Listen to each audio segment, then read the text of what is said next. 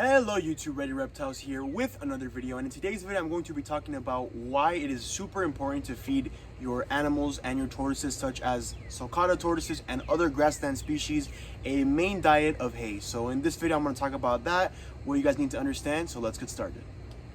Alright guys, so before I show you guys the Sulcata tortoises kind of, eating hay, and I talk a little bit about its benefits, I think it's important that we understand where Sulcata tortoises come from. And as we guys know, these tortoises are an African species, as their name, implies, African spur-thighed tortoise, or we usually call them Sulcata tortoises.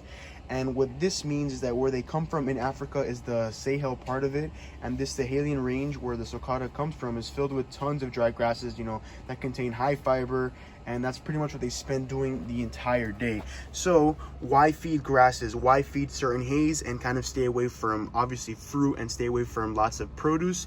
Because in their native area, these animals would just be grazing on dry grasses that grow throughout the entire year, throughout wherever these species are located. So we have to understand that the Sahel part of Africa is very vast, and throughout the entire range the diet is pretty much the same for all these animals. So why do I feed grasses instead of just a full protein, obviously a protein diet, or a diet that consists of just, lots of produce?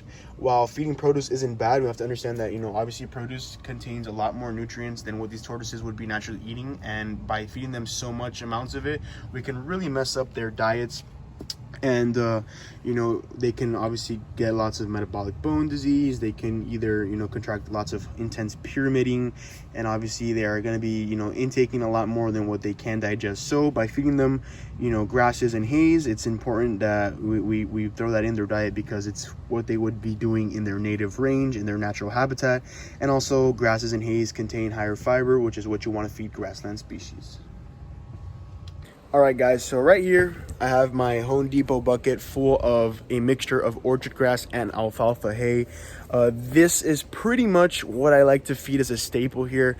We should understand that feeding this to your Sulcata tortoises, or primarily any grassland species, is important, because that diet is pretty much what they would eat in the wild, like I explained in the previous clip. So as you guys saw me talking about the tortoises while I was showing you guys the tortoises, we need to understand that these animals, where they come from naturally, the range itself is filled with just grasses and hays. And I'll kind of throw in a clip or like a little picture that I can find online and share with you guys. But what I'm gonna do right now is pretty much set up the tripod, and hopefully you guys can get a good shot, which is gonna be right here is where I usually feed these animals. And I'll talk a little bit about this. So right here, like I said previously, it is a mixture of alfalfa hay and orchard grass. Why is it a mixture, you may ask? And that is something that people don't primarily understand.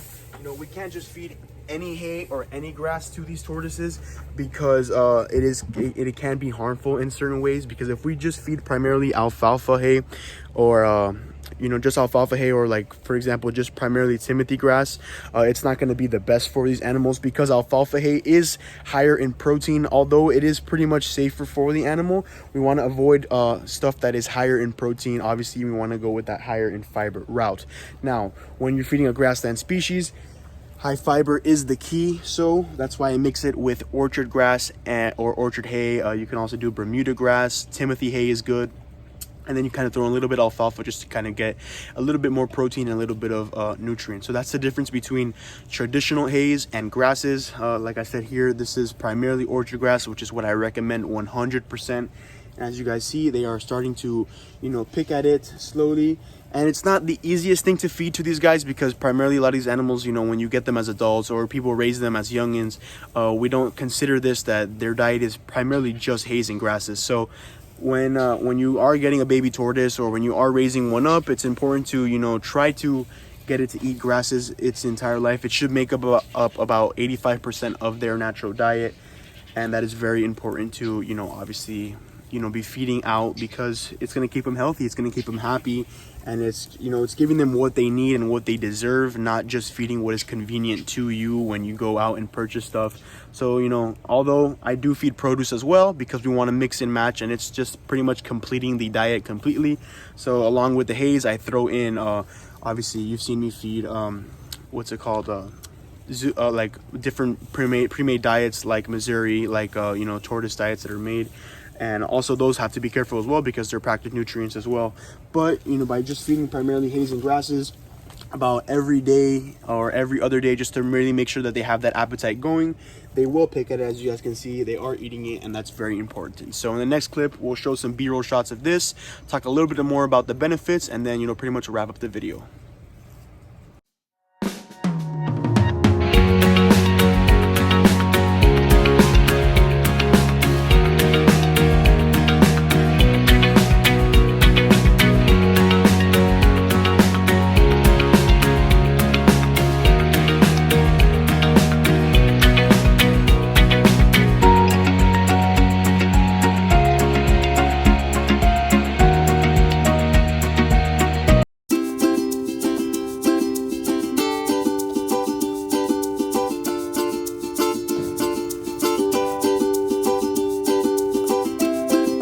Alright, so you guys saw some shots of these tortoises eating the grasses and hays that I am feeding them.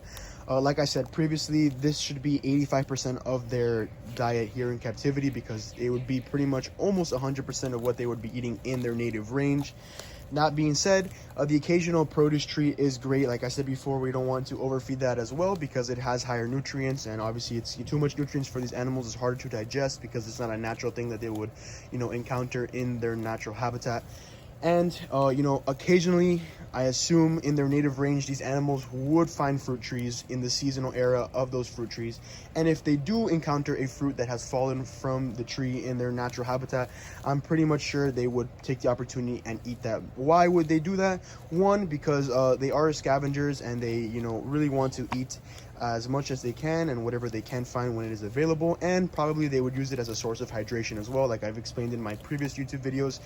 If you can feed occasional watermelon about once or, you know, twice a month here, just to really get them that water, or, you know, you obviously provide them with a water dish inside their enclosure. So that's just a kind of a quicker video, a quick rundown of what we should consider when, you know, owning a grassland tortoise. So I hope you guys enjoyed today's video. Subscribe, rate, comment, likes, and see my fellow herpers. For more questions and more information, you can check us out on Instagram at Ready Reptiles, and as well as TikTok. I post daily content with what I'm doing throughout the entire day. And as always, if you have any questions, feel free to comment down below. Thanks for watching.